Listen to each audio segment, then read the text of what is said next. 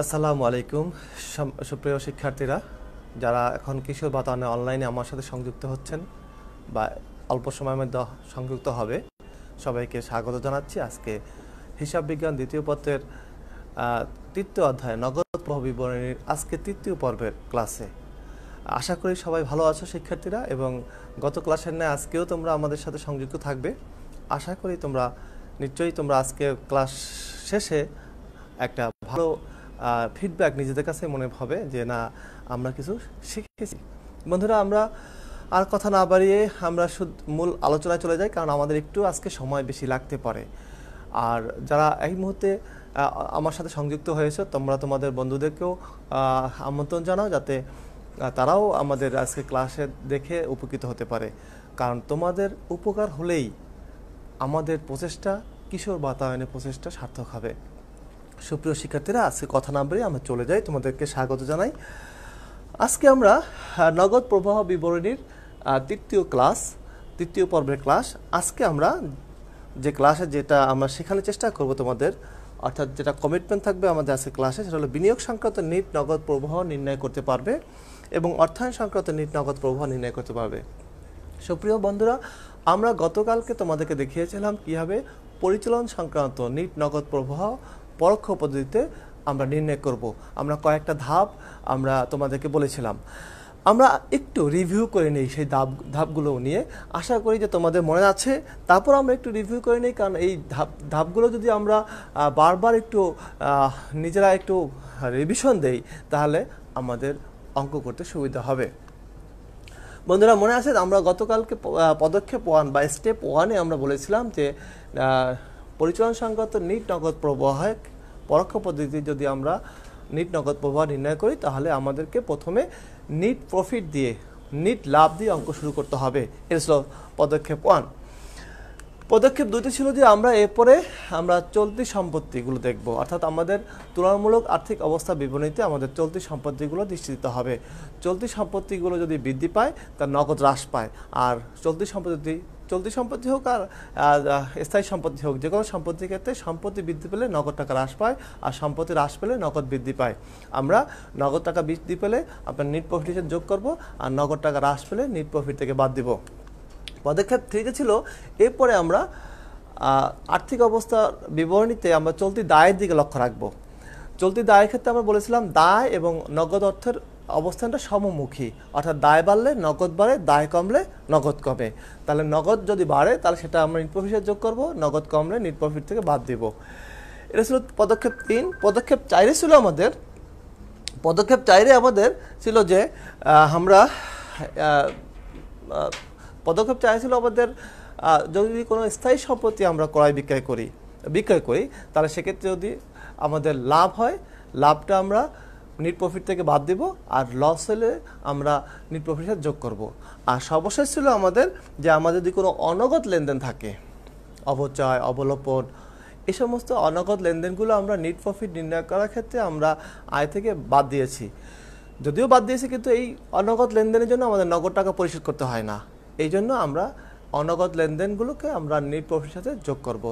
এই যোগ বিয়োগ করার পরে, এই 5টা পদক্ষেপ নেওয়ার পরে যে সমস্ত ক্ষেত্রে আমাদের নগদ টাকা বাড়ে সেটা নিট প্রফিটের সাথে যোগ করব, আর যে সমস্ত ক্ষেত্রে আমাদের নগদ টাকা কমে সেটা যদি বিয়োগ করি, তাহলে আমাদের পরিচালন সংক্রান্ত নিট নগদ প্রবাহ আমাদের নির্ণয় হবে। ওকে বন্ধুরা, দেখি আমাদের সাথে কারা আছে এই পর্যন্ত আজকে। মজুমদার ইউনুস, ওকে, থাকো আমাদের সাথে। কাজী লিমা আছে, মাহমুদুল আলম, নূরজাহান, লেকচারার আইসিটি, ধন্যবাদ ম্যাডাম আপনাকে। আমার মনে হয় কালকেও আমি দেখেছি যে বিভিন্ন যে কমেন্টস এসেছে, আমার মনে হয় সম্মানিত শিক্ষকরা বোধহয় এটা দেখেন। যারা সম্মানিত শিক্ষক যারা দেখছেন, আপনাদের তো শেখানোর অধৈর্য আমার নেই, তবে আপনারা যদি কোনো কমেন্টস করে আমার লেকচারকে সমৃদ্ধ করলে আমি আপনাদের কাছে কৃতজ্ঞ থাকবো। আপনারা যদি কোনো কোশ্চেন করেন বা পরামর্শ দেন, তাহলে আমরা কৃতজ্ঞ থাকবো। ওকে, অনেকেই ধন্যবাদ জানিয়েছে, অনেকে আমাদের সাথে সম্পৃক্ত হয়েছে। তোমরা সম্পৃক্ত থাকো এবং তোমাদের বন্ধুদেরকে আমন্ত্রণ জানাও, আমরা যাতে সবাই মিলে এই ক্লাসটা উপভোগ করতে পারি এবং সবাই উপকৃত হতে পারি। এরপরে আমরা আজকে পরিচালন সংক্রান্ত নিট কার্যক্রমে নগদ প্রবাহ সম্পর্কিত আলোচনা আমাদের শেষ। তারপর বন্ধুরা তোমাদের যদি কোথাও কোনো সমস্যা থাকে আমাকে কমেন্টস করে জানাও, আমি তোমাদেরকে সেটা সমাধান করে দেব। এরপরে আমরা বিনিয়োগ সংক্রান্ত কার্যক্রমে নগদ প্রবাহ নিয়ে আলোচনা করব। আমরা আগেই বলেছি যে নগদ প্রবাহ বিবরণী 3টে স্টেপ থাকে।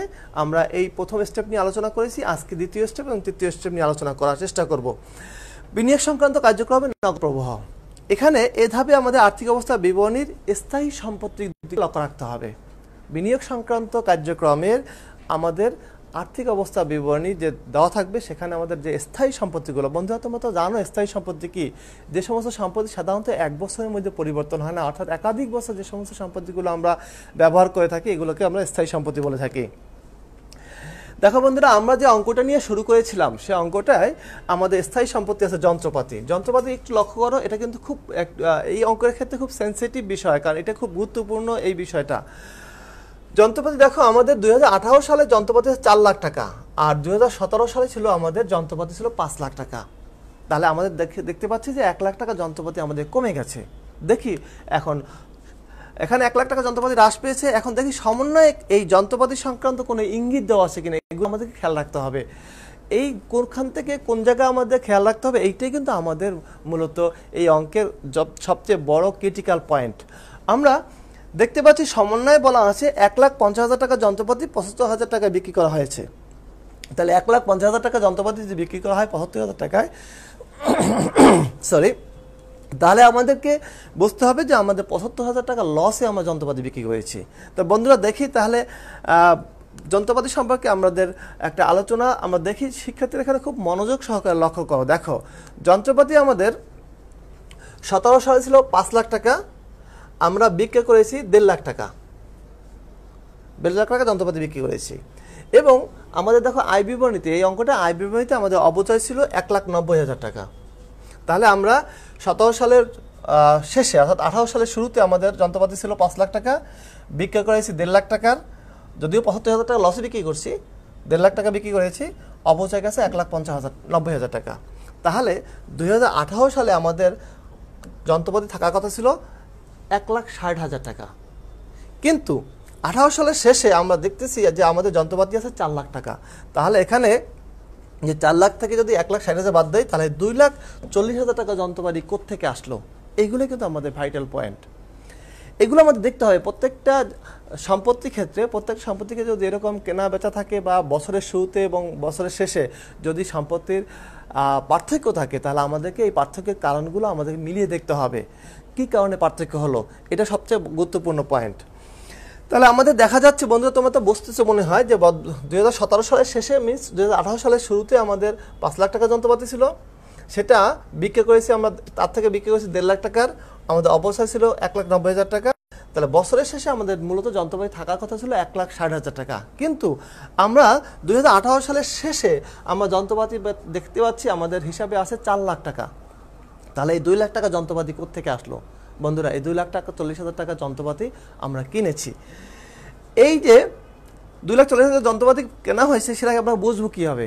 তাহলে আমরা একটা যন্ত্রপাতির হিসাব একটা ওপেন করি, এবং হিসাব ওপেন করলে আমরা বুঝতে পারবো। দেখো, বছরের শুরুতে আমাদের ব্যালেন্স বেরিয়েছিল 5 লাখ টাকা। বন্ধুরা তোমরা বলতে পারো কেন যন্ত্রপাতির ব্যালেন্স বিডি ডেবিট পাশে বসবে? তোমরা আমাকে একটু কমেন্টস করে জানাও যে যন্ত্রপাতির ওপেনিং ব্যালেন্সটা কেন ডেবিট পাশে বসবে, এটা আমাকে জানাও। ব্যালেন্স বিডি যদি ডেবিট পাশে বসে তো ব্যালেন্স সিডি ক্রেডিট পাশে বসবে, এটা স্বাভাবিক। এখন দেখো, আমরা যন্ত্রপাতি বিক্রি করছি আমরা 1.5 লাখ টাকার, 1.5 লাখ টাকা যন্ত্রপাতি বিক্রি করছি, এর মধ্যে নগদ পাইছি 75,000 টাকা আর ক্ষতি হয়েছে 75,000 টাকা, 1.5 লাখ টাকা। বন্ধুরা তোমরা কি বলতে পারো এটা জাবেদা কি, যে 1.5 লাখ টাকা যন্ত্রপাতি 75,000 টাকা বিক্রি করা হলো, এটা জাবেদা কি হবে? জাবেদা হবে নগদান হিসাব ডেবিট, নগদান হিসাব ডেবিট, যন্ত্রপাতি বিক্রয়জনিত ক্ষতি ডেবিট আর যন্ত্রপাতি হিসাব ক্রেডিট। তাহলে যন্ত্রপাতি হিসাবে ক্রেডিট পাশে আমাকে নগদান হিসাব এবং ক্ষতি হিসাব, এটা একটা খতিয়ান হিসাব। হ্যাঁ, তোমরা এইগুলো বুঝতে হবে। তাহলে আমরা নগদান হিসাব আর ক্ষতি হিসাব মোট মিলে 1.5 লাখ টাকা আমরা এখানে বসালাম। এখন দেখো অবচয়, এই যে আমরা হিসাবটা করতেছি এই প্রতিষ্ঠানে অবচয় সঞ্চিতি রাখে না, ডাইরেক্ট পদ্ধতিতে অবচয় বাদ দেয়। কারণ অবচয় সঞ্চিতি থাকলে আমাদের হিসাবে অবচয় সঞ্চিতি নামে হিসাব থাকতো, এখানে অবচয় সঞ্চিতি রাখা হয় না নামে বলে বুঝতে হবে যে এই প্রতিষ্ঠান অবচয়টা ডাইরেক্ট পদ্ধতিতে অবলম্বন করে। তাহলে ডাইরেক্ট পদ্ধতি অবলম্বন করার সূত্র জাবেদা হলো অবচয় হিসাব ডেবিট, যন্ত্রপাতি হিসাব ক্রেডিট। তাহলে আমরা অবচয় হিসাব ডেবিট, যন্ত্রপাতি হিসাব ক্রেডিট, ক্রেডিট পাশে আমরা অবচয় দিচ্ছি 1,90,000 টাকা। এখন আমরা এই তিনটা যোগ করলাম, যোগ করার পরে এখানে বসালাম এবং বসে যে ওপেনিং ব্যালেন্সের সাথে যখন বিয়োগ করলাম যে ব্যালেন্সিং ফিগারটা আসলো, এই ব্যালেন্সিং ফিগারটাই ছিল নতুন ক্রয়। এই ব্যালেন্সিং ফিগারটা ছিল নতুন ক্রয়। বন্ধুরা এরকম আমাদের খতিয়ান করে হিসাব করে আমাদেরকে বের করতে হবে ডিফারেন্সের কারণগুলো। আর যদি আমাদের যদি মিলে যেত, মনে করো আমাদের যদি আগে যে আমরা করেছি, একটু লক্ষ্য করো তোমাদের এখানে যদি আমাদের দেখা যেত যে 1,60,000 টাকা যন্ত্রপাতি থাকার কথা, আমাদের 1,60,000 টাকায় যন্ত্রপাতি আছে, 1,60,000 টাকা যন্ত্রপাতি থাকার কথা, যদি আমাদের এখানে 1,60,000 টাকাই থাকতো তাহলে যেহেতু কোনো গরমিল ছিল না সেহেতু আমাদের যন্ত্রপাতি হিসাব করার দরকার ছিল না। কিন্তু যখনই গরমিল দেখা যাবে তোমাকে এটা প্রথমে মনে মনে করে দেখতে হবে যে আমাদের আসলে কোনো গরমিল আছে কিনা। যদি গরমিল থাকে তাহলে তোমাদেরকে এই অ্যাকাউন্ট করে নিতে হবে। এই অ্যাকাউন্ট করে নিলেই তোমরা পেয়ে যাবে তোমাদের নতুন ক্রয় কত হয়েছে, নতুন বিক্রয় কত হয়েছে, এরকম বিষয়। এখানে শুধু ক্রয় থাকতে এমন না, এখানে বিক্রয় থাকতে পারতো। যদি এখানে যদি সমাপনী ব্যালেন্স যদি 1,00,000 টাকা থাকতো তাহলে আমরা আরও বিক্রি করতাম, তাহলে সেটাও আমাদের জানতে হবে। তাহলে এভাবে আমাদের খতিয়ান করে আমরা মিলিয়ে নেব যে আমাদের নতুন ক্রয় কী আছে, নতুন বিক্রয় কী আছে। তাহলে আমরা যন্ত্রপাতি হিসাব থেকে দেখতে পেলাম যে একদিকে আছে আমরা নতুন ক্রয় করেছি, একদিকে আমরা নতুন ক্রয় করেছি 2,40,000 টাকার, আবার এখানে বিক্রি করেছি সেখানে আমাদের নগদ টাকা আসছে 75,000 টাকা। বন্ধুরা খুব মনোযোগ দিয়ে লক্ষ্য করো। তাহলে এক যন্ত্রপাতি হিসাবে আমরা দেখতে পাচ্ছি যে একদিকে আমরা নতুন ক্রয় করেছি, সম্পত্তি ক্রয় করলে নগদ টাকা কমে যায়, আবার সম্পত্তি বিক্রি করলে নগদ টাকা বেড়ে যায়। তাহলে এখানে আমরা স্থায়ী সম্পত্তি সংক্রান্ত যে যন্ত্রপাতি আমাদের আছে সে যন্ত্রপাতিতে একবার আমাদের টাকা আসছে, একবার টাকা চলে গেছে। তাহলে আমরা বন্ধুরা আমাদের মনে রাখতে হবে বিনিয়োগ সংক্রান্ত যে কার্যক্রম, বিনিয়োগ সংক্রান্ত কার্যক্রমে আমাদেরকে লক্ষ্য রাখতে হবে আর্থিক অবস্থা বিবরণীর স্থায়ী সম্পত্তির দিকে। স্থায়ী সম্পত্তির দিকে আমরা লক্ষ্য রাখতে হবে যে স্থায়ী সম্পত্তি কী পরিমাণ বাড়ছে বা কী পরিমাণ কমছে। যদি স্থায়ী সম্পত্তি আমরা বিক্রি করি তাহলে আমাদের নগদ ইনফ্লো হয়েছে, আর স্থায়ী সম্পত্তি যদি আমরা ক্রয় করি নগদ আউটফ্লো হয়। এই নগদ ইনফ্লোটা যদি ইনফ্লো হয় এটা আমরা যোগ করব, নগদ আউটফ্লোটা বাদ দেবো। এইটাই মূলত আমাদের বিনিয়োগ সংক্রান্ত কার্যক্রমে আমাদের নগদ প্রবাহ বিবরণী নির্ণয়ের সূত্র। তাহলে বন্ধুরা আমাদের করণীয় ছিল, দেখো চলতি বছর যন্ত্রপাতি বাবদ নগদ বহি পরিমাণ কত।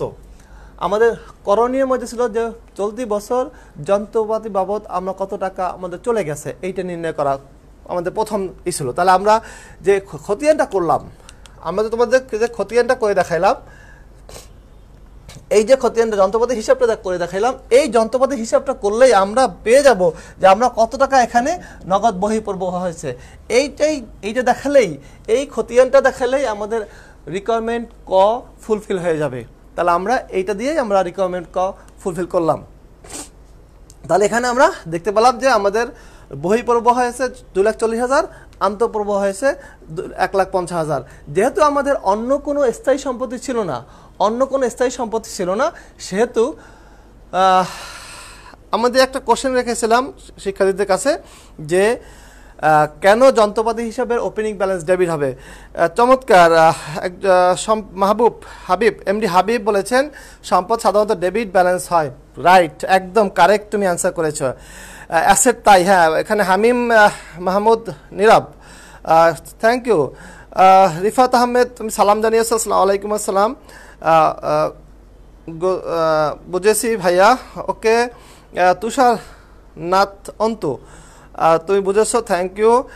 আব্দুর রব শরীফ স্যারদের হাই দেওয়া কোন কোয়ালিটি না, আচ্ছা ওকে, হ্যালো স্যার। আব্দুর রব শরীফ আলাইকুম আসসালাম, অনেকেই সালাম জানিয়েছে, ওকে, থ্যাংক ইউ। তোমরা থাকো আমাদের সাথে এবং তোমাদের বন্ধুদেরকেও তোমরা শেয়ার করো।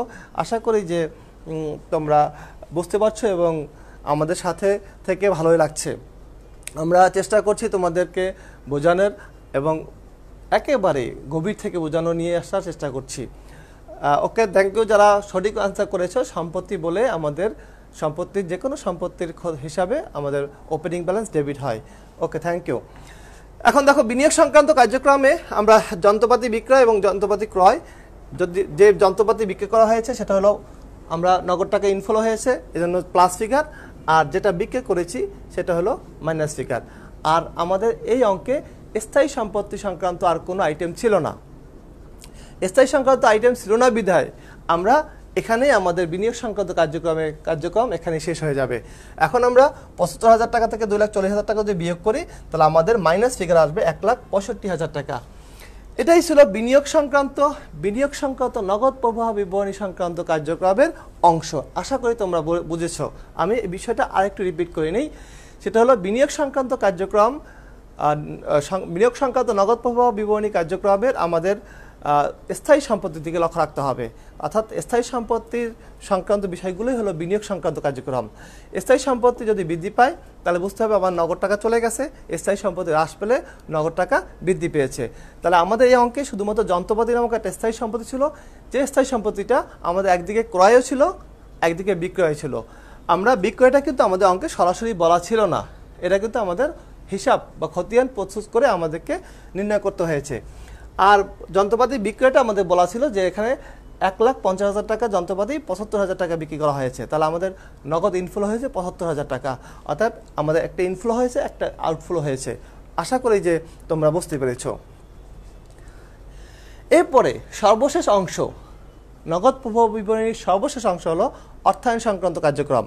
এই অর্থায়ন সংক্রান্ত কার্যক্রমের ক্ষেত্রে আমরা বন্ধুরা কোন দিকে তাকাবো? এখানেও আমাদের আর্থিক অবস্থা বিবরণীতে আমাদের দীর্ঘমেয়াদী দায় অর্থাৎ যে সমস্ত সোর্স থেকে আমরা দীর্ঘমেয়াদী অর্থসংস্থান করে থাকি এই সমস্ত সোর্সগুলোর দিকে আমরা তাকাতে হবে। সাধারণত আমরা দীর্ঘমেয়াদী অর্থসংস্থান করি কোত্থেকে? দীর্ঘমেয়াদী অর্থসংস্থান করি আমরা শেয়ার বিক্রয় থেকে, দীর্ঘমেয়াদী অর্থসংস্থান করি আমরা বন্ড বিক্রি থেকে, দীর্ঘমেয়াদী অর্থায়ন করি আমরা দীর্ঘমেয়াদী নোট বিক্রয় থেকে। এই যে সোর্সগুলো আছে দীর্ঘমেয়াদী অর্থসংস্থান, সেই দিকে আমাদেরকে লক্ষ্য রাখতে হবে।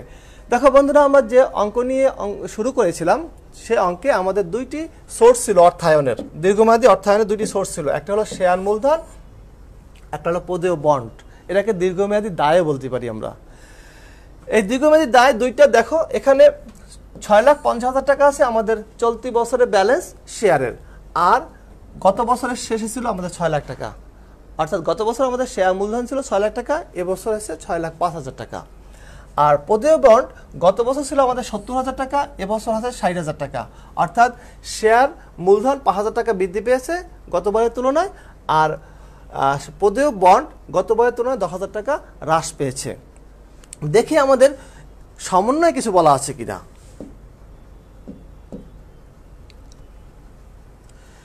সমন্বয়ে কোনো ইঙ্গিত আছে কিনা দেখো। এখানে সমন্বয় শুধু দেওয়া আছে লভ্যাংশ প্রদান ৬,০০,০০০ টাকা। লভ্যাংশ প্রদানটা কিন্তু আমাদের অর্থায়ন সংক্রান্ত কার্যক্রমের অংশ, এটা তোমাদেরকে মনে রাখতে হবে। তাহলে এই শেয়ার মূলধন এবং প্রদেয় বন্ড নিয়ে আমাদের সমন্বয়ে কোনো কথা বলা নাই। যদি সমন্বয়ে কোনো কথা না বলা থাকে তাহলে বুঝতে হবে গত বছরে যে ৬,০০,০০০ টাকা শেয়ার মূলধন ছিল, এবছর যে ৬,৫০,০০০ টাকা, তাহলে আমরা অতিরিক্ত ৫,০০০ টাকা শেয়ার বিক্রি করেছি, তাহলে এই জন্য আমাদের শেয়ার মূলধন বেড়ে গেছে। তাহলে আমরা যদি শেয়ার বিক্রি করি তাহলে আমাকে নগদ টাকা বাড়ে না কমে? বন্ধুরা, আমরা আগেই বলেছিলাম দায় বাড়লে নগদ বাড়ে আর দায় কমলে নগদ কমে। এটাও কিন্তু ঠিক সেম। তাহলে গত বছর আমাদের ৬,০০,০০০ টাকা দায় ছিল, এবছর ৬,৫০,০০০ টাকা, এখানে ৫,০০০ টাকা দায় বেড়েছে। যেহেতু সমন্বয়তে আর অন্য কোনো ইঙ্গিত নাই, তাহলে আমাদের সরাসরি বুঝতে হবে এই ৫,০০০ টাকা শেয়ার আমরা নগদে বিক্রি করেছি। এটা হলো একটা। ২ নম্বর গেল যে আমাদের প্রদেয় বন্ড যে আছে গত বছর ছিল ৭০,০০০ টাকা, এবছর আছে ৬০,০০০ টাকা। সমন্বয়ে কোনো ইঙ্গিত নাই, সমন্বয়ে অনেক রকম ইঙ্গিত থাকতে পারে, সেটা আমরা পরবর্তী ক্লাসে পরবর্তী অঙ্কে আমরা বুঝবো। তাহলে এখানে যদি সমন্বয়ে কোনো ইঙ্গিত নাই তাহলে বুঝতে হবে এই ১০,০০০ টাকার প্রদেয় বন্ড যদি পরিশোধ করে দেই তাহলে আমাদের কি হবে? আমাদের নগদ টাকা হ্রাস পেয়েছে। বন্ধুরা দেখি আর কে কি আছে। ওকে, আমাকে অনেকেই আছে আমাদের সাথে। কেমন আছেন স্যার? অনেক ভালো আছি ইনশাল্লাহ। অনেকে শামীম হোসেন কেমন আছেন স্যার? তরিকুল ইসলাম ধন্যবাদ জানিয়েছেন। শামীম হোসেন ওয়ালাইকুম আসসালাম। আব্দুর রব শরীফ স্যার সম্পূর্ণ মাথাটা আবার দেখালে ভালো হতো, সম্পূর্ণ ম্যাচটা দেখালে ভালো হতো। ওকে বন্ধু, তোমরা যদি আজকে প্রথম এসে থাকো তাহলে আমাদের এই আর্কাইভে আমাদের আগে 2টি ক্লাস আছে, যদি আমি আবার যদি রিপিট করি তাহলে কিন্তু আমাদের ক্লাসের সংখ্যা বেড়ে যাবে। আমাদের নগদ প্রবাহ বিবরণীর আজকে তৃতীয় ক্লাস, লাস্ট ক্লাস আজকে। তারপর যদি তোমরা মনে করো যে আরেকটা ক্লাস দরকার, তোমরা জানাও, তাহলে আমরা আরেকটা ক্লাস নেব। আর পুরাতন বিষয়গুলো যদি দেখতে হয় তাহলে আমাদের আর্কাইভে এই লেকচারগুলো আছে, কিশোর বাতায়নে আর্কাইভে। আশা করি ওখান থেকে দেখে নিলে তোমাদের সুবিধা হবে। ইম্পর্টেন্ট পার্ট 2, আচ্ছা ওকে, অ্যাসেট, তাই আচ্ছা, অনেকেই ভালো অ্যান্সার করেছো, থাকো আমাদের সাথে। আর যারা নতুন আজকে আমাদের সাথে এসেছো, তোমরা আমাদের আগের দুইটা লেকচার যদি দেখো, আশা করি যে এর সাথে কন্টিনিউ করলে তোমাদের প্রবলেম সলভ হয়ে যাবে। ওকে বন্ধুরা, আমরা এগিয়ে নেই। তা শেয়ার মূলধন 5,000 টাকা বৃদ্ধি পেয়েছে, অর্থ আমরা যে 5,000 টাকা শেয়ার বিক্রি করেছি, এতে নগদ আন্তঃপ্রবাহ হয়েছে, দায় বৃদ্ধি পেলে নগদ বৃদ্ধি পায়। অন্যদিকে পদেয় বন্ড 10,000 টাকা হ্রাস পেয়েছে, এর অর্থ হলো আমরা 10,000 টাকা পদেয় বন্ড পরিশোধ করে দিয়েছি, এতে নগদ বহিঃপ্রবাহ হয়েছে, দায় হ্রাস পেলে নগদ টাকা হ্রাস পায়। আর লভ্যাংশ প্রদান, এটা সবসময় মাথায় রাখতে হবে তোমাদের, লভ্যাংশ প্রদান এটা অর্থায়ন সংক্রান্ত কার্যক্রমের একটা অংশ, এবং লভ্যাংশ প্রদান করলে আমাদের নগদ টাকা চলে যায়। তা নগদ টাকা চলে গেলে এটা একটা নগদ বহিঃপ্রবাহ। দেখো বন্ধুরা, এখন আমরা সম্ভবত অর্থায়ন সংক্রান্ত আইটেমটা আমরা বসাতে পারবো। আমরা আগে পরিচালন সংক্রান্ত নিট নগদ প্রবাহ আমরা নিয়ে আসছি, বিনিয়োগ সংক্রান্ত নিট নগদ প্রবাহ এখানে মাইনাস ফিগার ছিল, একটু আগে তোমাদের দেখিয়েছি, আশা করি বুঝতেছ। অর্থায়ন সংক্রান্ত নগদ প্রবাহ দেখো, শেয়ার বিক্রয়, আমরা শেয়ার বিক্রি করছি, আমাদের নগদ টাকা ইনফ্লো হয়েছে, আসছে 5,000 টাকা। এরপরে বন্ড পরিশোধ করেছি, তাহলে নগদ আউটফ্লো হয়েছে 10,000 টাকা, চলে গেছে। আর লভ্যাংশ প্রদান করেছি আমরা 6 লাখ টাকার, তাহলে আমাদের বিনিয়োগ সংক্রান্ত নগদ প্রবাহ ক্ষেত্রে মাইনাস ফিগার আসছে আমাদের 6,50,000 টাকা, 6,05,000 টাকা আমাদের মাইনাস ফিগার আসছে। ওকে বন্ধুরা, এরপরে তাহলে আমরা দেখতে পেলাম যে আমাদের এই অঙ্কে যে আমাদের 3টা পার্ট ছিল, পরিচালন সংক্রান্ত নগদ প্রবাহ, অর্থায়ন সংক্রান্ত নগদ প্রবাহ এবং বিনিয়োগ সংক্রান্ত নগদ প্রবাহ, 3টা পার্ট আমরা আস্তে আস্তে আমরা করে ফেললাম। এখন দেখি এই অঙ্কের রিকোয়ারমেন্ট কী ছিল এবং রিকোয়ারমেন্ট অনুযায়ী আমাদের কতটুকু অ্যান্সার করতে হবে। দেখো, চলতি বছরের যন্ত্রপাতি বাবদ নগদ বহিঃপ্রবাহের পরিমাণ কত নির্ণয় করো, এটা আমরা বলছিলাম যে আমরা যদি যন্ত্রপাতির হিসাবটা করি তাহলে আমার বহিঃপ্রবাহের পরিমাণ আমরা জানতে পারবো। তাহলে ক রিকোয়ারমেন্ট যেটা ছিল, করণীয় যেটা ছিল, তার অ্যান্সারটা কিন্তু শুধু জাস্ট এই যন্ত্রপাতি খতিয়ানটা করে দিলেই আমাদের অ্যান্সারটা ওকে হয়ে যাবে, ফুল মার্কস পেয়ে যাবে। এরপরে করণীয় খ ছিল পরোক্ষ পদ্ধতিতে পরিচালন সংক্রান্ত কার্যক্রম থেকে নগদ প্রবাহ নির্ণয় করো। তাহলে আমাদের এখানে দেখো যে আমরা পরিচালন সংক্রান্ত যে অংশটুকু করেছিলাম, যে নিট লাভ নিয়ে অঙ্ক শুরু করব, সম্পত্তি বৃদ্ধি পেলে চলতি সম্পত্তির দিকে দেখবো, চলতি দায়ের দিকে দেখবো, তারপর স্থায়ী সম্পত্তি বিক্রিজনিত লাভ বা ক্ষতি আমরা লিপিবদ্ধ করব, এবং অনগদ লেনদেন যদি থাকে সেটা লিপিবদ্ধ করব। সেটা আমরা আগে গত ক্লাসে আলোচনায় দেখিয়েছি, সেখানে আমরা পরিচালন সংক্রান্ত নিট নগদ প্রবাহ নির্ণয় করেছি। এটা ছিল আমাদের করণীয় খ। করণীয়তে আমাদের এই অংশটুকু দেখালেই আমাদের ফুল মার্ক চলে আসবে। এবং গ করণীয় ছিল উপযুক্ত তথ্যের ভিত্তিতে নগদ প্রবাহ বিবরণী প্রস্তুত করো। এখানে পুরো নগদ প্রবাহ বিবরণী তোমাকে দেখাতে বলছে। তা সেক্ষেত্রে মনে রাখতে হবে, যেহেতু আমরা আগেই পরিচালন সংক্রান্ত নিট নগদ প্রবাহ আগে নির্ণয় করে ফেলছি, ওই অংশটুকু আর না দেখিয়ে ওখান থেকে জাস্ট রেজাল্টটা নিয়ে আসলেই হবে। পরিচালন সংক্রান্ত নিট নগদ প্রবাহ রেজাল্টটা তুমি দেখাও, দেখানোর পরে এরপরে তুমি বিনিয়োগ সংক্রান্ত অংশটা নিয়ে আসো এবং অর্থায়ন সংক্রান্ত অংশটা নিয়ে আসো। নিয়ে আসার পরে আমরা, এটা ছিল পরিচালন সংক্রান্ত নিট নগদ প্রবাহ, এটা ছিল বিনিয়োগ সংক্রান্ত নিট নগদ প্রবাহ, এটা ছিল অর্থায়ন সংক্রান্ত নিট নগদ প্রবাহ। তাহলে আমরা একটা প্লাস ফিগার ছিল আর 2টা মাইনাস ফিগার ছিল। এখানে একটু বন্ধুরা খেয়াল করো, একটু লক্ষ্য করার বিষয়। তাহলে এই 3টা আমরা যোগ বিয়োগ করার পরে আমাদের ব্যালেন্স আসছে 10,000 টাকা। এই 3টা নিট নগদ প্রবাহের লাস্ট ব্যালেন্স হলো 10,000 টাকা। এটাকে বলা হয় নিট নগদ প্রবাহ। একটা ছিল নিট নগদ প্রবাহ পরিচালন সংক্রান্ত, নিট নগদ প্রবাহ অর্থায়ন সংক্রান্ত, নিট নগদ প্রবাহ বিনিয়োগ সংক্রান্ত। এই 3টা নিট নগদ প্রবাহ যখন আমরা যোগ বিয়োগ করে জিসটা বের করব, সেটা হলো নিট নগদ প্রবাহ। এটা আমাদের ছিল 10,000 টাকা। বন্ধুরা, এখানে এই যে নিট নগদ প্রবাহ 10,000 টাকা আছে, এর সাথে তুমি যদি নগদান ব্যালেন্স, নগদানের ওপেনিং ব্যালেন্স যেটা আছে, নগদানের ওপেনিং ব্যালেন্স যেটা আছে, সেই ওপেনিং ব্যালেন্সটা যদি যোগ করো, যোগ করে যদি তোমার নগদের ক্লোজিং ব্যালেন্সটা সমান হয়, তাহলে তোমার বুঝতে হবে অঙ্কটা কারেক্ট। অর্থাৎ এখানে অঙ্কটা কারেক্ট কিনা সেটা বোঝার একটা উপায় আছে। অর্থাৎ পরিচালন সংক্রান্ত নিট নগদ প্রবাহ, অর্থায়ন সংক্রান্ত নিট নগদ প্রবাহ এবং বিনিয়োগ সংক্রান্ত নিট নগদ প্রবাহ, এই 3টা যোগ বিয়োগ করার পর যেটা আসবে সেটাকে বলা হবে নিট নগদ প্রবাহ। নিট নগদ প্রবাহের সাথে আমাদের নগদান হিসাব আর্থিক অবস্থার বিবরণীতে যে নগদান হিসাবে ওপেনিং ব্যালেন্স আছে, সেই ওপেনিং ব্যালেন্সে যদি আমি নিট নগদ প্রবাহের সাথে যোগ করি, ক্লোজিং নগদ ব্যালেন্সের সমান হয়, তাহলে তোমার বুঝতে হবে তোমার অঙ্ক হয়েছে। এখানে অঙ্ক হয়েছে কি হয় নাই, এটা একটা যাচাই করার চমৎকার একটা ওয়ে আর কি। ওকে বন্ধুরা, আমরা একটা অঙ্ক তোমাদেরকে বুঝালাম। আমরা এরপরে তোমাদেরকে দেখাবো যে তোমাদের এটাই হচ্ছে তোমার এনসিটিভি সিলেবাস, এবং তোমাদের আমরা বলেছি যে পরিচালন সংক্রান্ত নিট নগদ প্রবাহের দুইটা পদ্ধতি আছে, একটা প্রত্যক্ষ পদ্ধতি, একটা পরোক্ষ পদ্ধতি। তোমাদের সিলেবাসে শুধুমাত্র পরোক্ষ পদ্ধতি আছে, অর্থাৎ তোমরা পরোক্ষ পদ্ধতি শিখলেই হবে, প্রত্যক্ষ পদ্ধতি তোমাদের সিলেবাসে নাই, যদিও তোমাদের বইগুলোতে আছে, কিন্তু এ পর্যন্ত কোনো পরীক্ষাতেও আসেনি। ওকে বন্ধুরা, আমরা আরেকটা অঙ্ক আজকে দেখব এবং একটা জাস্ট আলোচনা করে যাব। তোমরা যদি পারো বাসায় এই অঙ্কটা প্র্যাকটিস করবে, যদি প্র্যাকটিস করে তখন সমস্যা ফিল করো তাহলে আমার আলোচনা লক্ষ্য করবে, তাহলে আশা করি হয়ে যাবে। এখানে নিম্নে সোনালী কোম্পানির তুলনামূলক আর্থিক অবস্থা বিবরণী দেওয়া আছে। সোনালী কোম্পানির আর্থিক অবস্থা বিবরণী 2015 সাল এবং 2014 সালের। এখানে নগদ তহবিল, প্রাপ্য হিসাব, সমাপনী মূলপণ্য, ভূমি ও দালান কোঠা, কলকব্জা যন্ত্রপাতি এবং অবচয় সঞ্চিতি। তারা আমরা বুঝতে পারছি যে এখানে অবচয় সঞ্চিতি আছে, মানে কি এই প্রতিষ্ঠানটা তারা প্রত্যক্ষ পদ্ধতিতে অবচয় ধার্য না করে তার সঞ্চিতি পদ্ধতিতে অবচয় ধার্য করে, আর যদি যেটা ডাইরেক্ট পদ্ধতিতে অবচয় তারা অবলম্বন করে। তাহলে এটা ছিল আমাদের সম্পত্তি অংশ। এরপর দেখি আমাদের দায়ের অংশে কি আছে। দায়ের অংশে আছে পদেয় নোট, পদেয় হিসাব, সাধারণ শেয়ার এবং সংরক্ষিত আয়। এটা হলো দায়ের অংশে। তাহলে আমরা সম্পত্তি অংশ দেখলাম, দায়ের অংশ দেখলাম। এরপরে বন্ধুরা দেখি সমন্বয় কি বলা আছে। অন্যান্য তথ্য সময়ের মধ্যে বলা আছে 2015 সালে নিট লাভ 1,13,000 টাকা। তোমাকে নিট লাভ দেওয়া আছে, তোমাকে বের করতে হবে না।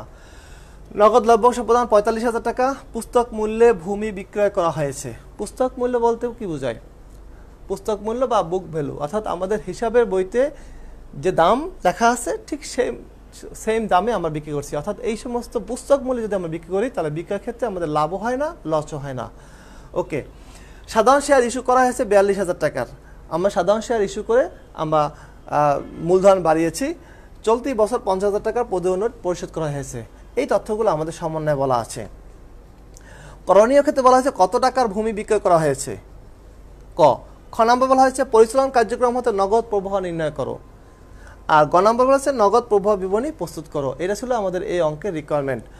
বন্ধুরা, আমরা এই অঙ্কটা আলোচনা করে দেই, তোমরা চেষ্টা করবে যেটা করার। প্রথমে করণীয় ছিল কত টাকা ভূমি বিক্রয় করা হয়েছে। আমাদের ভূমির প্রারম্ভিক মূল্য ছিল 1,10,000 টাকা, আর ভূমির সমাপনী মূল্য ছিল 40,000 টাকা।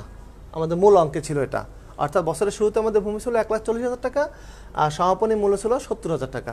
তাহলে আমরা দেখতে পাচ্ছি যে এখানে ভূমির মূল্য 40,000 টাকা হ্রাস পেয়েছে, 40,000 টাকা কমে গেছে, অর্থাৎ 1,10,000 থেকে 1,40,000 টাকা। তো 40,000 টাকা কম ভূমি দেখা যায়, যেহেতু সমন্বয় বলা আছে যে পুস্তক মূল্যে ভূমি বিক্রয় করা হয়েছে।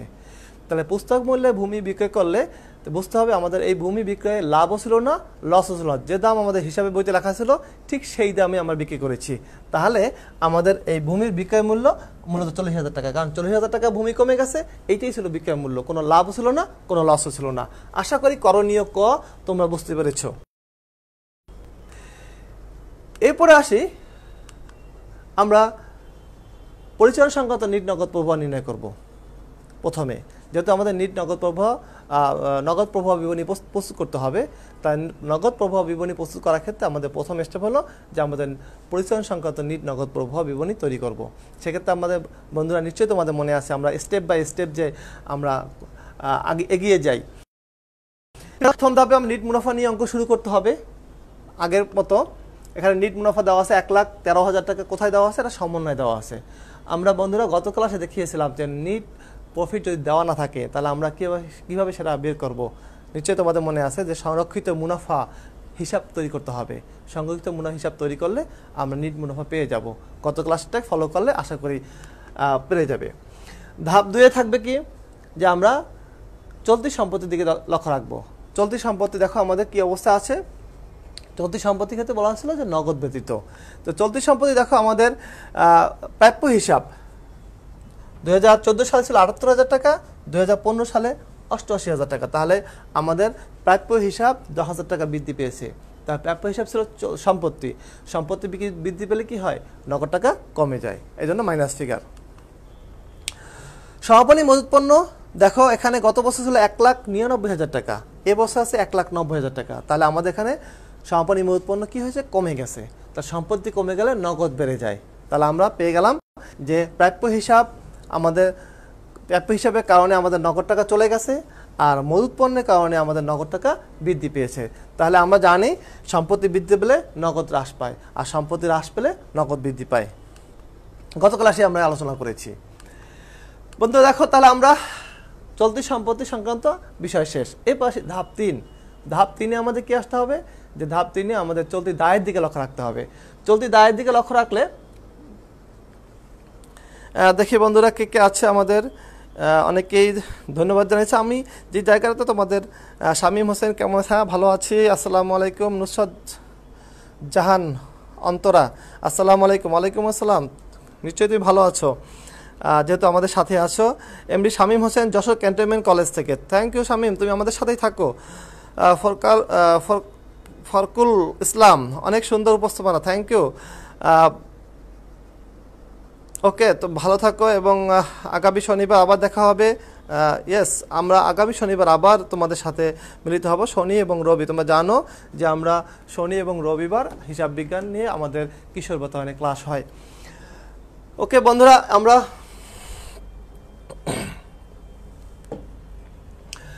ধাপ 3 পর্যায়ে আমরা আছি এখন। এখানে আমরা দেখতে পাচ্ছি চলতি দায় হ্রাস বৃদ্ধি আমাদের লক্ষ্য রাখতে হবে। ধাপ 3-এ চলতি দায় কি কি আছে আমাদের এই অঙ্কে দেখো। পদেয় নোট আমাদের 2014 সালে আমাদের পদেয় নোট ছিল 2 লাখ টাকা, 2015 সালে 1,50,000 টাকা। আমাদের সমন্বয় অবশ্য বলেও দিয়েছে যে 50,000 টাকার পদেয় নোট আমরা পরিশোধ করে দিয়েছি। তাহলে আমরা জানি দায় যদি কমে যায়, দায় কমে গেলে নগদ কমে যায়, আর দায় বাড়লে নগদ বাড়ে। দেখে আর কি আছে, পদেয় হিসাব আছে আমাদের। দেখো গত বছর ছিল 39,000 টাকা, এবছর 47,000 ছিল গত বছর, এবছর 39,000 টাকা। তাহলে আমাদের কি হয়েছে, যে আমাদের পদেয় হিসাব আমাদের 8,000 টাকা কমে গেছে। তাহলে দায় কমে গেলে নগদও কমে যায়, আর দায় বাড়লে নগদ বাড়ে। তাহলে বন্ধুরা আমরা এখানে দেখতে পেলাম যে আমাদের দায়ের ক্ষেত্রে দুইটা দায় আমাদের কমে গেছে। দুইটা দায় কমে গেলে দুই ক্ষেত্রে আমাদের নগদ টাকার আউটফ্লো হয়েছে। আশা করি তোমরা বুঝতেছো। ধাপ 4-এ আমরা বলছিলাম যে স্থায়ী সম্পত্তি বিক্রয়জনিত লাভ বা ক্ষতি। আমাদের যেহেতু এখানে বলা ছিল যে পুস্তক মূল্যে ভূমি বিক্রয় করা হয়েছে, সমন্বয় বলা আছে যেহেতু, তার এখানে আমাদের স্থায়ী সম্পত্তির ক্ষেত্রে আমাদের বিক্রয়ের ক্ষেত্রে আমাদের কোনো লাভ বা লস নাই, অর্থাৎ এই বিষয়টা আমাদের এই অঙ্কে বিবেচনায় আনতে হবে না। ধাপ 5-এ আমাদের অনগদ লেনদেন কি আছে দেখতে হবে, যে আমাদের অনগদ লেনদেনের মধ্যে অন্যতম একটা আইটেম থাকে অবচয়। বন্ধুরা এখানে লক্ষ্য রাখো, অবচয় সঞ্চিতি দেওয়া আছে। গত বছরের অবচয় সঞ্চিতি ছিল 26,000 টাকা, এবছর অবচয় সঞ্চিতি আছে 60,000 টাকা। আমাদের অবচয় সঞ্চিতি কেন বাড়ে, কারণ প্রতি বছর যখন আমরা অবচয় ধার্য করি তখন অবচয় সঞ্চিতি বাড়ে। অবচয় সঞ্চিতির জন্য জাবেদা কি মনে আছে বন্ধুরা, অবচয় হিসাব ডেবিট, অবচয় সঞ্চিতি ক্রেডিট। বন্ধুরা একটু বলো তো, অবচয় সঞ্চিতি এটা কি প্রতিষ্ঠানের সম্পত্তি না দায়, আয় না ব্যয়? অবচয় সঞ্চিতি একটু কমেন্টস করে জানাও আমাকে, দেখি তোমাদের বেসিক্যালি তোমরা কি অবস্থায় আছো। তাহলে এখানে দেখো, যেহেতু গত বছরের তুলনায় এবছর আমাদের 60,000 অবচয় সঞ্চিতি বেড়ে গেছে, তাহলে বুঝতে হবে এই যে 34,000 টাকা অবচয় সঞ্চিতি বেড়ে গেছে, এটা কিসের জন্য? অবচয়ের জন্য। আমার এবছর অবচয় আমরা ধার্য করেছি, এই জন্য আমাদের অবচয় বেড়ে গেছে, অবচয় সঞ্চিতি বেড়ে গেছে। তাহলে 34,000টা হলো আমাদের অবচয়, এই অবচয়টা হলো অনগদ লেনদেন। তাহলে আমরা যখন নেট প্রফিট নির্ণয় করেছি, বন্ধুরা মনে আছে আমরা অবচয় কি করি, আমরা আয় থেকে অবচয় বাদ দেই। এটা একটা অনগদ লেনদেন, এই জন্য আমাদের নগদ টাকা পরিশোধ করতে হয় না। যেহেতু নগদ টাকা পরিশোধ করতে হয় না, সেহেতু আমাদের এই অনগদ লেনদেনগুলো, যে খরচগুলো আমাদের নেট প্রফিটের সাথে যোগ করতে হবে। তাহলে আমরা অবচয়টা নেট প্রফিটের সাথে যোগ করব।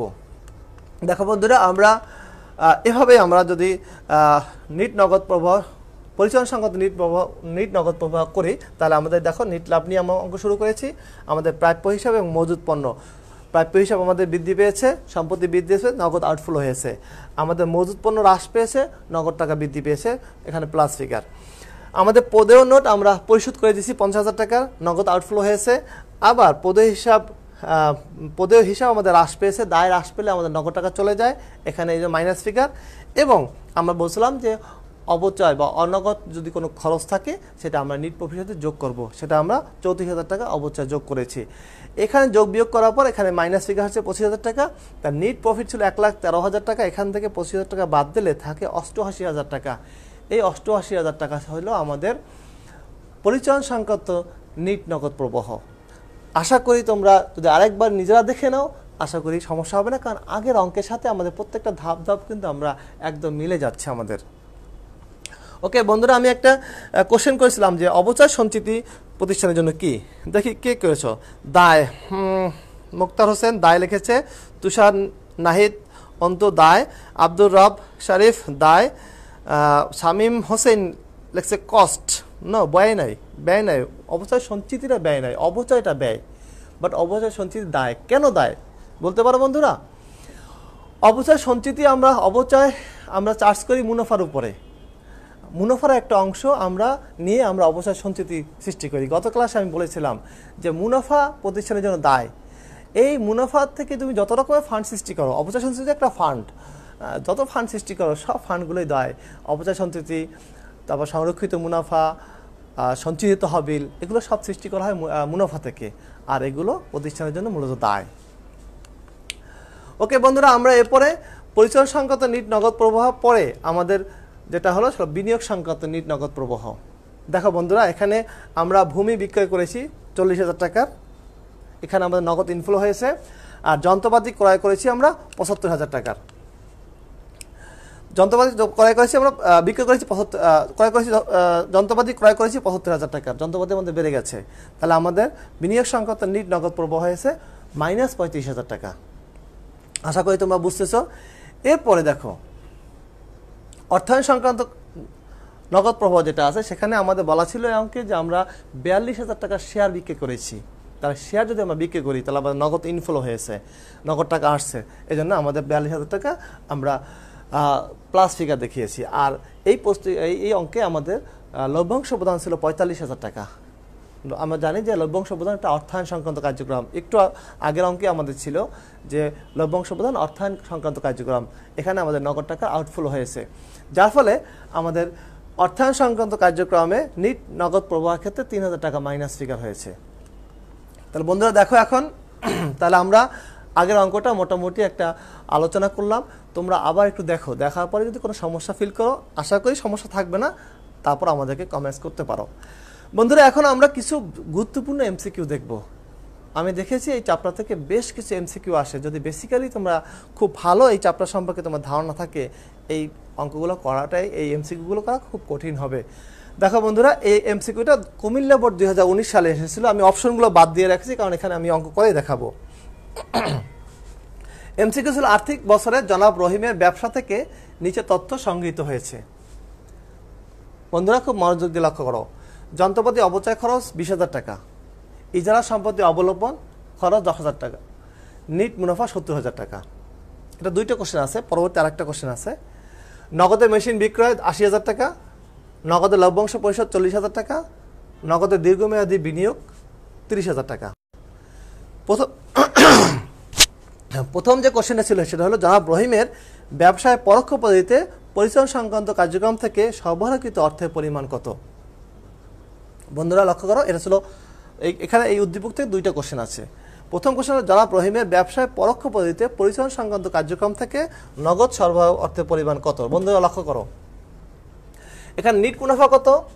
70,000 টাকা। নিট মুনাফা 70,000 টাকা, 70,000 টাকা। যন্ত্রপাতি অবচয় খরচ, বন্ধুরা বলো তো আমরা কি করেছিলাম নিট প্রফিট নির্ণয় করার সময়? যন্ত্রপাতি অবচয় কি করেছিলাম? যন্ত্রপাতি অবচয় আমরা আয় থেকে বাদ দিয়েছিলাম, এটা একটা অনগদ লেনদেন। যদিও আমরা খরচ দেখিয়েছি, কিন্তু এর জন্য আমার নগদ টাকা পরিশোধ করতে হয় নাই। তাহলে এই ধরনের অনগদ লেনদেনের জন্য আমাদের কি করতে হয়? নিট প্রফিটের সাথে যোগ করতে হয়। নিশ্চয়ই তোমরা আগের ক্লাসে বারবার দেখেছো, এই বিষয়ে আমি আলোচনা করেছি। 20,000 টাকা যোগ হবে। ইজারা সম্পত্তি অবলোপন, ইজারা সম্পত্তি অবলোপন এটাও কিন্তু অবচয়ের মতো একটা অনগদ লেনদেন, অনগদ খরচ। এটাও আমরা আয় থেকে বাদ দিয়েছি। এটাও কি করেছি? আমরা আয় থেকে বাদ দিয়েছি, কিন্তু এই জন্য আমার নগদ টাকা পরিশোধ করতে হয় নাই। এটাও আমাকে যোগ করতে হবে 10,000 টাকা।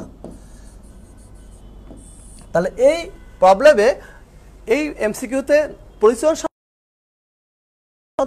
নিট প্রফিট 70,000 টাকা, অপচয় খরচ 20,000 টাকা, অবলোপন পেলাম 10,000 টাকা। যেহেতু এই দুইটা আইটেমই আমাদের অনগদ লেনদেন, আমরা খরচ হিসাবে দেখিয়েছি কিন্তু নগদ টাকা পরিশোধ করতে হয় না, এই জন্য এই দুইটা আইটেম আমাদের যোগ করতে হবে। তাহলে আসলে আমাদের এই এমসিকিউর কারেক্ট অ্যান্সার হলো 70 আর 30 1 লাখ টাকা। 1 লাখ টাকা। আশা করি তোমরা বুঝে গেছো, এটা 1 লাখ টাকা হবে কারেক্ট অ্যান্সার।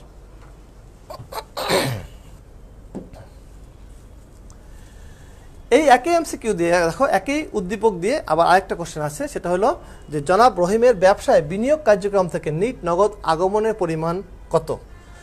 বন্ধুরা দেখো, বিনিয়োগ সংক্রান্ত কোন কোন আইটেম আছে এখানে। আমরা জানি বিনিয়োগ সংক্রান্ত কোন আইটেমগুলো আমরা দেখি, বিনিয়োগ সংক্রান্ত আইটেমের ক্ষেত্রে আমরা দেখি স্থায়ী সম্পত্তিগুলো। দেখো বন্ধুরা, এখানে স্থায়ী সম্পত্তি সংক্রান্ত কি আইটেম আছে? নগদে মেশিন বিক্রয় আছে 80,000 টাকা, 80,000 টাকা আছে নগদে মেশিন বিক্রয়।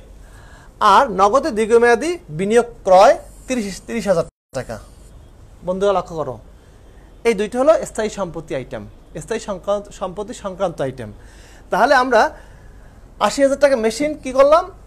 বিক্রি করলাম। তাহলে 80,000 টাকা মেশিন বিক্রি করলে আমাদের কি নগদ টাকা আসছে না চলে গেছে?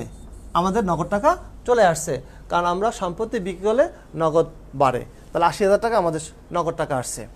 আর আমরা বিনিয়োগ ক্রয় করেছি, ইনভেস্টমেন্ট করেছি। বিনিয়োগ করা মানে ইনভেস্টমেন্ট করা কোথাও। তাহলে ইনভেস্টমেন্ট করলে আমাদের সম্পত্তি বেড়ে গেছে, সম্পত্তি বেড়ে গেলে কি হয়? নগদ টাকা কমে যায়। তাহলে এখানে আমাদের 30,000 টাকা নগদ টাকা কমে গেছে। তাহলে বন্ধুরা তাহলে বলো যে আমাদের 30,000 টাকা নগদ চলে গেছে আর নগদ টাকা আসছে কত? 80,000 টাকা। তাহলে এখানে আমাদের বিনিয়োগ সংক্রান্ত কার্যক্রমে আমাদের 50,000 টাকা নগদ টাকা ইনফ্লো হয়েছে। তাহলে এই কোশ্চেনের আনসার হলো জনাব রহিমের ব্যবসা প্রতিষ্ঠানে বিনিয়োগ কার্যক্রম থেকে নিট নগদ আগমনের পরিমাণ ছিল 50,000 টাকা। আশা করি তোমরা বুঝেছ। এই এমসিকিউগুলো কিন্তু একটু জটিল, এই এমসিকিউগুলো একটু জটিল, অর্থাৎ তোমার পুরো অঙ্ক সম্পর্কে যদি তোমার ধারণা না থাকে তাহলে এই এমসিকিউগুলো তুমি অ্যান্সার করতে পারবে না। দেখো বন্ধুরা, এরপরে কি হয় দেখো, ভূমি ক্রয় 1 লাখ টাকা, প্রাপ্য হিসাব বৃদ্ধি 50,000 টাকা, শেয়ার ইস্যু 2 লাখ টাকা, লভ্যাংশ প্রদান 10,000 টাকা, প্রাথমিক খরচে অবলোপন 30,000 টাকা। কোশ্চেন ছিল অর্থায়ন কার্যক্রম থেকে নিট নগদ প্রবাহ কত? এই কোশ্চেনটাও সিলেট বোর্ড 2019 সালে এসেছে, মানে জাস্ট গত বছর এই ধরনের একটা কোশ্চেন এসেছে। বন্ধুরা বলো কি করতে হবে আমাদের? অর্থায়ন সংক্রান্ত কার্যক্রমের ক্ষেত্রে আমরা কোন দিকে দৃষ্টি দেব? অর্থায়ন সংক্রান্ত কার্যক্রমের ক্ষেত্রে আমরা দীর্ঘমেয়াদী দায়ের দিকে দৃষ্টি দেব, যেখান থেকে আমরা দীর্ঘমেয়াদের উদ্দেশ্যে আমরা নগদ অর্থায়ন করেছি। সাধারণত শেয়ার, মূলধন, বন্ড, প্রদেয় নোট, দীর্ঘমেয়াদী নোট, এগুলো হলো আমাদের এই অর্থায়ন সংক্রান্ত কার্যক্রমের উপাদান। তাহলে আমরা কি পেয়েছি?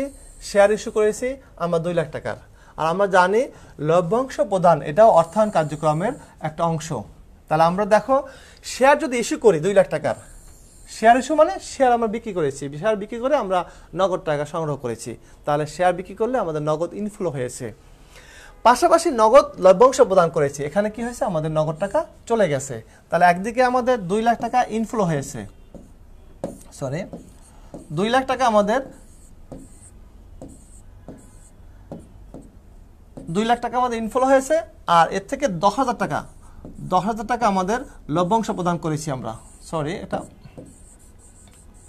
10,000 টাকা আমরা লভ্যাংশ প্রদান করেছি। তাহলে আমাদের বিনিয়োগ সংক্রান্ত কার্যক্রমে 1,90,000 টাকা, 1,90,000 টাকা আমাদের ইনফ্লো হয়েছে। তাহলে এই কোশ্চেনের কারেক্ট অ্যান্সার হলো 1,90,000 টাকা। এই কোশ্চেনটা সিলেট বোর্ড 2019 সালে এসেছে।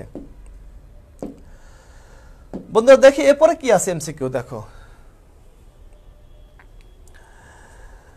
লক্ষ্য করো, ভূমি ক্রয় 1 লাখ টাকা, প্রাপ্য হিসাব বৃদ্ধি 50,000 টাকা, শেয়ার ইস্যু, জাস্ট আগের অঙ্কটারই দুইটা এমসিকিউ ছিল। শেয়ার ইস্যু 2 লাখ টাকা, লভ্যাংশ প্রদান 10,000 টাকা, প্রাথমিক খরচের অবলোপন 30,000 টাকা। এখানে বলা হয়েছে পরিচালন কার্যক্রমে নিট নগদ প্রবাহ কত? বন্ধুরা তোমরা এবার এটা অ্যান্সার করো, কত হতে পারে? প্রাপ্য হিসাব বৃদ্ধি, এটা হল চলতি সম্পত্তি বৃদ্ধি পেয়েছে। বন্ধুরা বলো, সম্পত্তি বাড়লে কি হয়? সম্পত্তি বাড়লে নগদ টাকা কমে যায়। তাহলে এখানে আমাদের 50,000 টাকা নগদ কমে গেছে। তাহলে আমরা পরিচালন সংক্রান্ত কার্যক্রমে দেখতে পেলাম যে এই 50,000 টাকা আমাদের চলে গেছে। এরপরে প্রাথমিক খরচের অবলোপন 30,000 টাকা। তাহলে আমরা জানি এই লেনদেনটা অনগদ লেনদেন, যেটা আমরা নিট মুনাফা নির্ণয় করার সময় আমরা এটা আয় থেকে বাদ দিয়েছি, যদিও আমাদের এখান থেকে নগদ টাকা যায় নাই। তো এরকম অনগদ খরচ যদি থাকে তাহলে সেটা আমরা কি করব, নিট প্রফিটের সাথে যোগ করার কথা। তাহলে আমাদের 30,000 টাকা যোগ করার কথা।